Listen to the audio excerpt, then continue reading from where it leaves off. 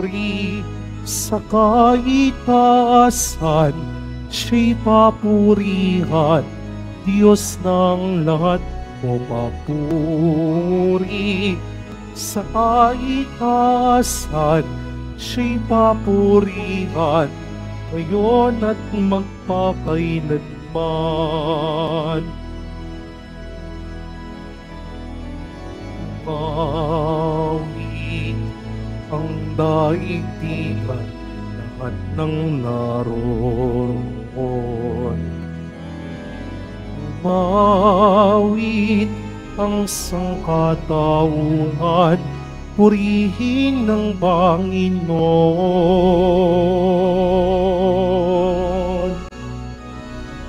Papuri sa kaitaasan, siya'y papurihan, Diyos ng lahat. Papuri sa kaitaasan, siya'y papurihan, ngayon at magpakailanman. Simulan po natin ang pagdiriwang sa ngalan ng Ama at ng Anak at ng Espiritu Santo. Amen. Ang pagpapala ng ating Panginoong Jesucristo, ang pag-ibig ng Diyos Ama, at ang pakikipagkaisa ng Espiritu Santo, naway sumainyong lahat. At sumaiyo rin. Mga kapatid, tayo pong lahat ay nagkakatipon bilang isang mag-anak ng Diyos sa pagdiriwang ng banal na Eukaristiya. Sa araw na ito, ginugunita po natin si San Alfonso Maria ng Ligori, isang obispo at pantas ng simbahan. At upang tayo po ay maging karapat-dapat gumanap sa banal na pagdiriwang na ito, alalahanin po natin ang ating mga pagkukulang at nagawang pagkakasala, at buong kababaang loob po tayong humiling ng awa at pagpapatawad mula sa Diyos.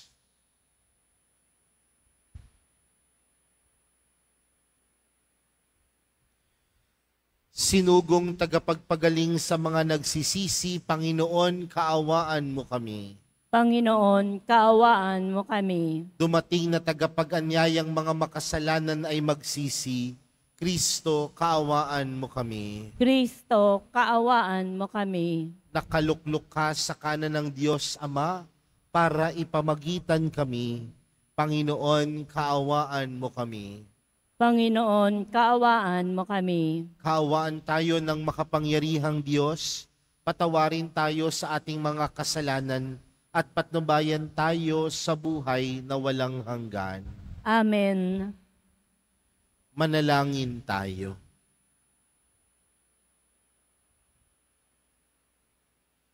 Ama naming makapangyarihan, lagi mong dinudulutan ng mga bagong uliran sa kagitingan ng iyong sambayanan.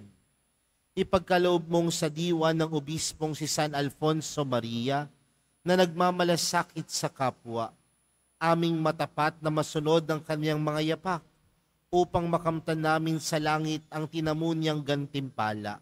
Sa pamamagitan ni Jesucristo, kasama ng Espiritu Santo, magpa sa walang hanggan. Amen. Magsiyo po muna po ang lahat. Pagbasa mula sa aklat ni Propeta Jeremias. Sinabi sa akin ng Panginoon, magpunta ka sa bahay ng magpapalayok at may ipahahayag ako sa iyo. Nagpunta naman ako at dinatnang ko ang magpapalayok sa kanyang gawaan. Nakita kong kapag ang ginagawa niyang sisidlan ay nasira, minamasa niya uli ang luwad at hinuhugisan ng panibago. Pagkatapos, sinabi sa akin ng Panginoon, hindi ko ba magagawa sa bayang Israel ang ginagawa ng magpapalayok sa luwad na iyon? Kayo'y nasa mga kamay ko, tulad ng luwad sa kamay ng magpapalayok. Akong Panginoon ang may sabi nito. Ang salita ng Diyos. Salamat sa Diyos. Mapalad ang kinukupkop ng poong Diyos ni Jacob. Mapalad ang kinukupkop ng poong Diyos ni Jacob. O kaluluwa ko ang Diyos papurihan. Pupurihin siya at aking aawitan. Aking aawitan habang ako'y buhay. Mapalad ang kinukupkop ng poong Diyos ni Jacob. Sa mga pangulo'y huwag kang manghahawak, kahit na kaninong di makapagligtas. Kung sila'y mamamatay, balik sa alabok, ang anumang balangkas nila'y matatapos. Mapalad ang kinukupkop ng poong Diyos ni Jacob. Mapalad ang tao na ang kanyang Diyos, na laging katulong ay ang Diyos ni Jacob. Sa Diyos na Panginoon umaasang lubos, sa Diyos na lumikha niyong kalangitan ng lupa at dagat at lahat ng bagay. Mapalad ang kinukupkop ng poong Diyos ni Jacob. Magsitayo na po ang lahat.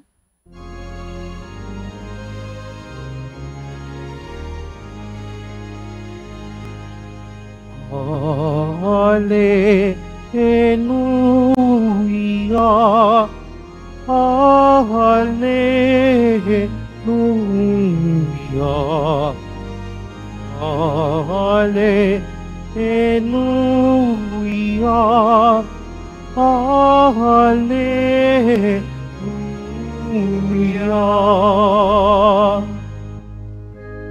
Kami iyong pangaralan upang aming matutuhan ang salitang bumubuhay. Hallelujah, Hallelujah, Hallelujah, Hallelujah.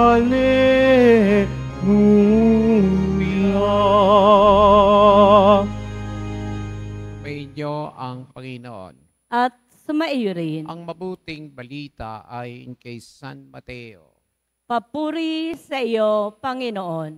Nang panahon iyon, sinabi ni Jesus sa mga tao, ang paghahari ng Diyos ay tulad ng isang malaking lambat na iniyagis sa dagat at nakahuli ng sari-sariling isda, na mapuno ay hinila ito sa pangpang, at naupo ang mga tao upang pagbukod-bukurin ang mga isda. Tinipon nila ang mga sidlan, ang mga mabuti, ngunit itinapon ang walang kwenta. Gayun din ang mangyayari sa katapusan ng daigdig. Darating ang mga anghel at hihiwalay ang mga makasalanan sa mga banal at iagis ang mga makasalanan sa maningas na pugon. Doon magnanangis sila at mangangalit ang kalangipin. Naunawaan ba ninyo ang lahat ng ito? Tanong ni Jesus. Opo, sagot nila. At sinabi niya sa kanila, kaya nga ang bawat iskriba na kumikilala sa paghahari ng Diyos ay tulad ng isang puno ng sambayan na kumukuha ng mga bagay na bago at luma sa kanyang taguan. Nang masabi na ni Jesus ang talinghagang ito, siya'y umalis doon. Ang mabuting balita ng Panginoon. Pinupuri ka namin, Panginoong Heso Kristo. Magsiupo muna po ang lahat.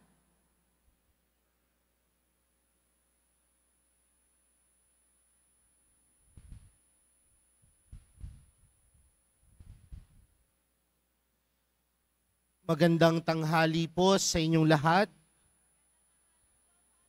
Pakibati nga ang katabi ng magandang tanghali.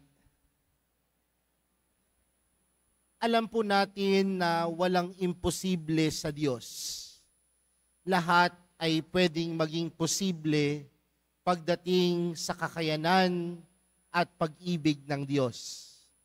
At alam din natin mga kapatid, na ang lahat ng dumaraan sa kamay ng Diyos, puno ng pagpapala, puno ng biyaya, at puno ng pagmamahal. Kaya nga, kahit kakarampot, ngunit kapag ito ay dumaan sa kamay ng Diyos, ay nagkakaroon ng milagro, nabibiyayaan ng madami. Pero magandang tingnan mga kapatid, paano po ba natin naiintindihan ang salitang pagpapala?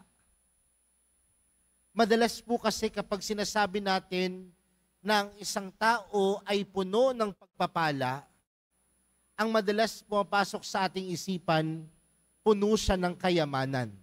Tama po ba? Kapag sinabihan mo ang isang tao, alam mo, ang swerte-swerte mo naman.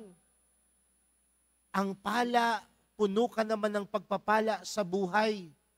Kasi meron kang sasakyan, meron kang magandang bahay, maayos ang iyong kalusugan, maayos ang iyong pamilya, puno ka ng pagpapala. Pero mga kapatid, saan po ba nagmumula ang pagpapala? Madalas ang pagpapala, nakikita natin dahil may sarili tayong kakayanan. Hindi naman may tatanggihan mga kapatid, na meron tayong sariling pagsisikap, meron tayong sariling kakayanan, meron tayong mga sariling talento upang tayo maging matagumpay sa buhay at matawag na mapagpala. Pero tandaan natin mga kapatid, na ang pagpapala ay hindi lamang sa ating sariling kakayanan at mga talento, kundi ang tunay na pagpapala nagmumula sa Diyos. Ang tunay na pagpapala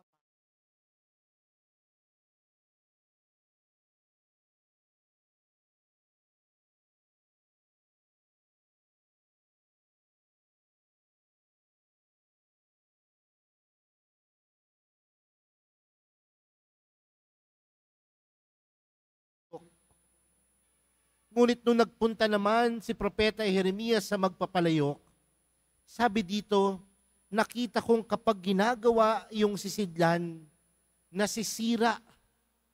Pero anong ginagawa nung nagpapalayok? Minamasa uli ang luwad at hinuhugisan ng panibago.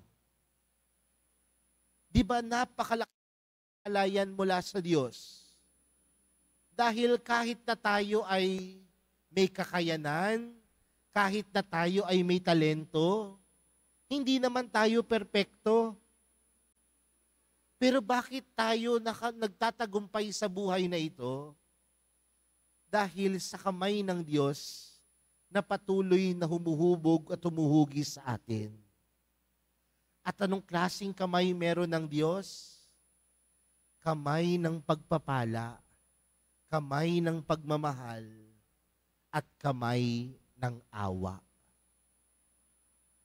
Kaya mga kapatid, ang pagpapala ay hindi lamang makikita sa kung ano ang meron ka, kundi ang pagpapala, tunay na mararanasan at makikita kung paano mo hinahayaan ng Diyos na hubugin ka sa kabila ng iyong kakulangan at kahinaan. Uulitin ko po ha, ang pagpapala ay paghaya sa Diyos na hubugin, hugisan muli tayo sa kabila ng ating pagkukulang at pagkakasala. Kaya ang bawat isa sa atin, wala man tayong pwedeng maiambag, pero naniniwala ako, lahat tayo ay mapagpala. Dahil ang Diyos, hinuhubog, hinuhugisan tayo ng kanyang awa at pagmamahal. Kaya mga kapatid, sa pagpapatuloy po ng ating banal na misa para sa araw na ito, magandang tingnan din po yung ebanghelyo na ating napakinggan.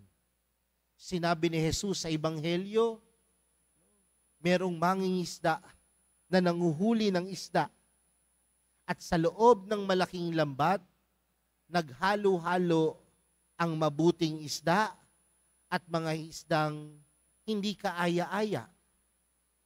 At ano ang ginawa ng mangingisda? Pinaghiwalay. At sino ang tinuturing na mangingisda, mga kapatid? Ang Diyos. Dahil sa kabila ng ating mga pagkukulang, merong paraan ng Diyos na tayo ay baguhin. Merong paraan ng Diyos na tayo ay patuloy na biyayaan sa kabila ng ating pagiging hindi perpekto. Kaya tingnan natin mga kapatid ang ating mga sarili. Mahabagin ng Diyos, puno ng pagpapala. Hinuhubog ako ng Diyos. Pero ang tanong, paano natin tinatanggap ang paghuhubog sa atin ng Diyos? Paano natin tinatanggap ang paghuhugi sa atin ng Diyos? Ang Diyos kailanman hindi magkukulang.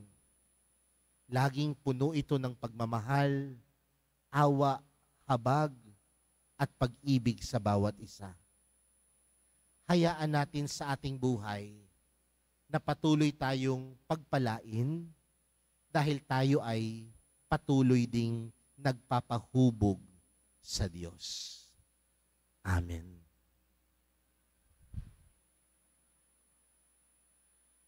Magsitayo na po ang lahat. Minamahal kong mga kapatid, tumugon tayo ng may pananalig sa paanyaya ng Diyos na pumasok sa kanyang kaharian. Buong kababaang loob tayong manalangin, Panginoon, gawin mo kaming karapat-dapat sa iyong paghahari. Panginoon, gawin mo kaming karapat-dapat sa iyong paghahari. Ang simbahan, naway huwag tumigil sa pagpapahayag ng Ebanghelyo sa lahat ng tao, dako, wika at kultura. Manalangin tayo. Panginoon, gawin mo kaming karapat-dapat sa iyong paghahari. Ang mga tao naway huwag manatiling sarado sa nakaugaliang kultura, bagkos mapayaman nila ang isa't isa sa kanilang pananampalataya kay Kristo. Manalangin tayo. Panginoon, gawin mo kaming karapat-dapat sa iyong paghahari.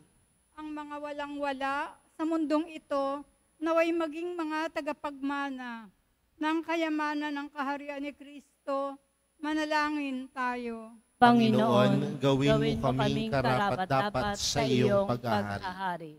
Ang mga pinanghihinaan ng loob dahil sa bigat ng kanilang mga pagsubok at karamdaman, naway huwag ipinid ang kanilang puso at bagkos palalimin pa ang kanilang pananampalataya kay Kristo.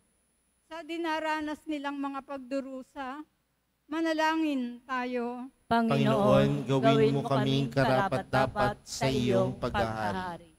Ang mga namatay, naway tanggapin sa kaharian ng langit. Manalangin tayo. Panginoon, gawin mo kaming karapat-dapat sa iyong paghahari. Panginoong Diyos, makibahagi nawa kami sa iyong pag-ibig na bukas sa lahat ng tao. Tanggapin mo kaming lahat kasama ng aming kapatid na si Jesucristo ngayon at magpa sa walang hanggan. Amen. Magsiupo muna po ang lahat.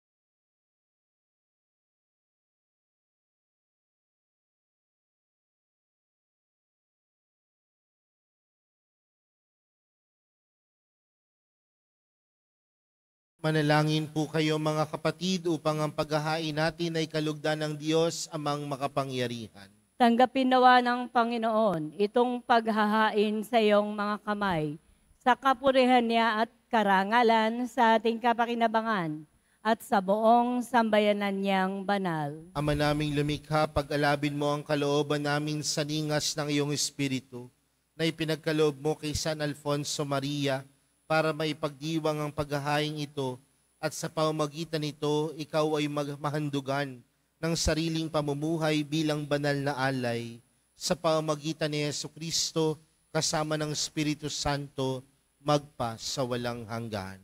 Amen. Sumainyo ang Panginoon. At sumaiyo rin, Itaas sa Diyos ang inyong puso at diwa. itinaas na namin sa Panginoon. Pasalamatan natin ang Panginoong ating Diyos. Marapat na siya ay pasalamatan. Ama naming makapangyarihan, tunay ngang marapat na ikaw ay aming pasalamatan sa pamamagitan ni Jesucristo na aming Panginoon. Ngayong si San Alfonso Maria ay pinararangalan sa pamumuhay niyang totoong uliran at pagiging maasahan sa panunungkulan, kaya't si Jesucristo na maasahan sa katapatan ay inihayag sa pangangasiwa sa sambayanan. Ang malasakit ng mga ulirang tagapangasiwa noon ay nagpapatuloy magpahanggang ngayon sa mga panalangin kanilang iniukol kaysa ng sambayanan mong dito'y nagtitipon. Kaya kaysa ng mga anghel na nagsisiawit ng papuri sa iyo nang walang humpay sa kalangitan, kami nagbubunyi sa iyong kadakilaan. Santo, Santo, Santo, Panginoong Diyos ng mga hukbo, napupuno ang langit at lupa ng kadakilaan mo. O sana sa kaitaasan, pinagpala ang napaparito, hangalan ng Panginoon. O sana sa kaitaasan, magsiluhod po ang lahat. Ama naming banal, ikaw ang bukal ng tanang kabanalan. Kaya't sa pamagitan ng iyong Espiritu, gawin mong banal ang kaloob na ito upang para sa amin maging katawan at dugo ng aming Panginoong Hesukristo. Bago niya pinagtiis ang kusang loob na maging handog, hinawakan niya ang tinapay, pinasalamatan kaniya, pinaghati-hati niya iyon, iniabot sa kanyang mga alagad at sinabi, tanggapin ninyong lahat ito at kanin. Ito ang aking katawan na ihahandog para sa inyo.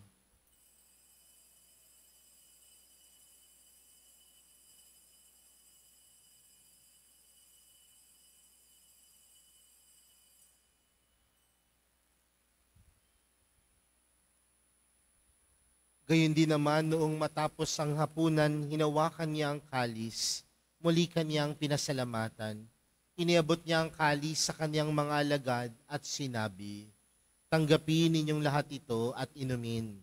Ito ang kalis ng aking dugo, ng bago at walang hanggang tipan. Ang aking dugo na ibubuhos para sa inyo at para sa lahat, sa ikapagpapatawad ng mga kasalanan. Gawin niyo ito sa pag-alala sa akin.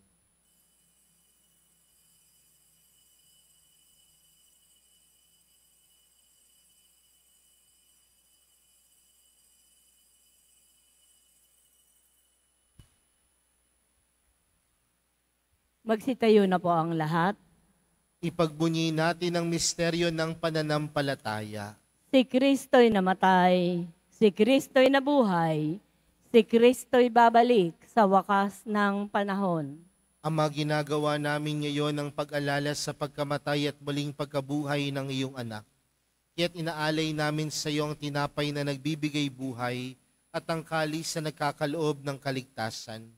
Kami nagpapasalamat dahil kami iyong minarapat na tumayo sa harap mo para maglingkod sa iyo. Isinasamo namin kaming magsasalo-salo sa katawan at dugo ni Kristo ay mabuklod sa pagkakaisa sa pamamagitan ng Espiritu Santo. Ama, ligapin mo yung simbahang laganap sa buong daigdig. Pusisin mo kami sa pag-ibig kay San Francisco na aming Papa at ni Jose na aming Obispo at ng Tanang Kaparian. Alalahanin mo rin ang aming mga kapatid na nahimlay na may pag-asang sila'y muling mabubuhay gayon din ang lahat ng pumanaw. Kawan mo sila at patuloy sa iyong kaliwanagan. Kawan pagkidapating kaming lahat na makasalo sa iyong buhay na walang wakas.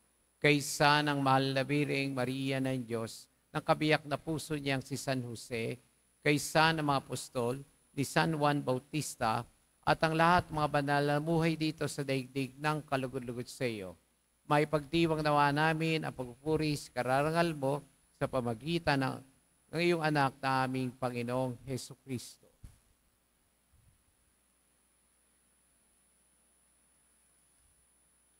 Sa pamagitan ni Kristo, kasama niya at sa Kanya, ang lahat ng parangal at papuri ay sa iyo, Diyos amang makapangyarihan, kasama ng Espiritu Santo, magpa sa walang hanggan. Amen. Lumapit po tayo sa Ama natin sa langit, sa panalangin itinuro sa atin ni Jesus.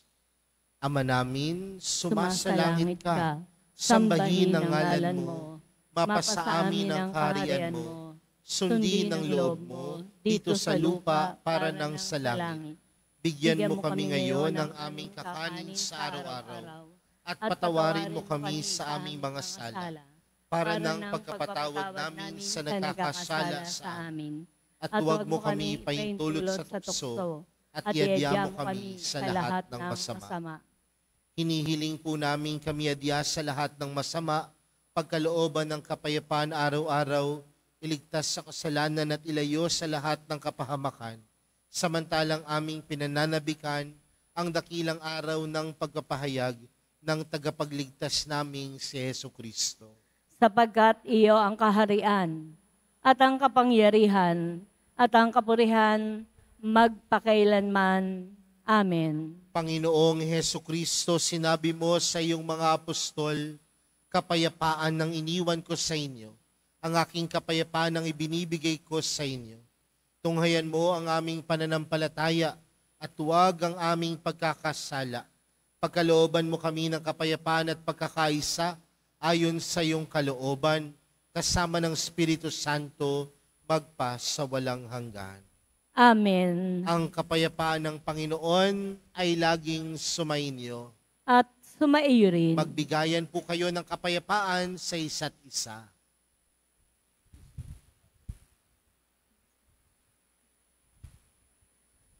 Kordero ng Diyos na nag-aalis ng mga kasalanan ng sanlibutan, maawa ka sa amin.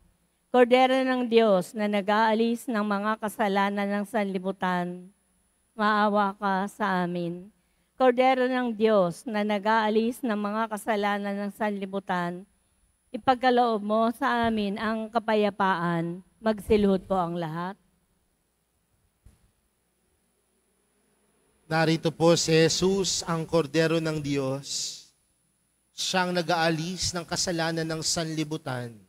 Mapalad ang mga inaanyayahan sa kaniyang piging. Panginoon, hindi ako karapat-dapat na magpatuloy sa iyo, ngunit sa isang salita mo lamang ay gagaling na ako.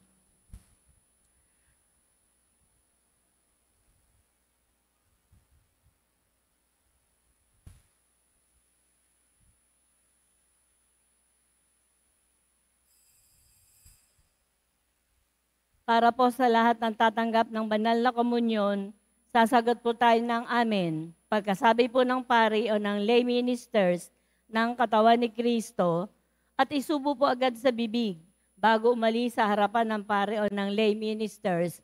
Sumunod po tayo at maraming salamat po.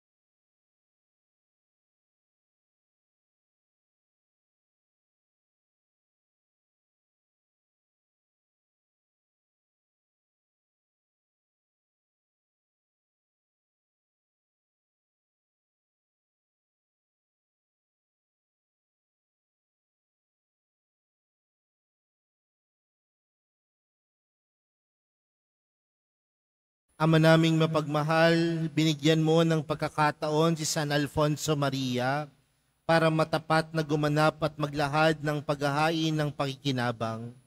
Lagi nawa naming tanggapin ito at sa pagtanggap namin ay tumanaw kami ng utang na loob sa iyo. Sa pamamagitan ni Jesucristo, kasama ng Espiritu Santo, magpa sa walang hanggan. Amen. Sumainyo ang Panginoon. At sumainyo rin. Mahal na pong Jesus Nazareno, inihayag mo sa pamamagitan ng krus ang walang maliw na pag-ibig ng Diyos sa sangkatauhan. Pakinggan mo ang kahilingan ng iyong angkan na nagsusumamo sa iyo. Makamtanawa nila ang iyong katugunan at tanggapin ang kasagutan na may utang na loob na tinatanaw. Basbasan din po ninyo ang mga dala-dala nilang mga imahen at dasalan. Sa pamamagitan ng bendisyon na ito, naway maalala nila ang mga pangako nila noon sa binyag na ikaw ang kanilang iibigin at paglilingkuran bilang Panginoon, magpa sa walang hanggan. Amen. At pagpalain po kayong lahat ng makapangyarihang Diyos, Ama, Anak at ng Espiritu Santo. Amen. Humayo kayong taglayang kapayapaan ng Poong Jesus Nazareno. Salamat sa Diyos.